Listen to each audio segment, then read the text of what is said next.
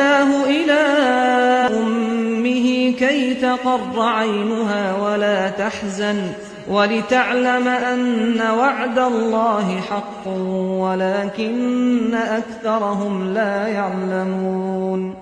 وَلَمَّا بَلَغَ أَشُدَّهُ وَاسْتَوَىٰ آتَيْنَاهُ حُكْمًا وَعِلْمًا ۚ وَكَذَٰلِكَ نَجْزِي الْمُحْسِنِينَ وَدَخَلَ الْمَدِينَةَ عَلَىٰ حِينِ غَفْلَةٍ مِّنْ أَهْلِهَا فَوَجَدَ فِيهَا رَجُلَيْنِ يَقْتَتِلَانِ هَٰذَا مِن شِيعَتِهِ وَهَٰذَا مِنْ عَدُوِّهِ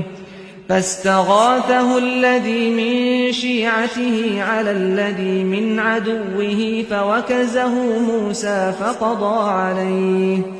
قَالَ هَٰذَا مِنْ عَمَلِ الشَّيْطَانِ ۖ إِنَّهُ عَدُوٌّ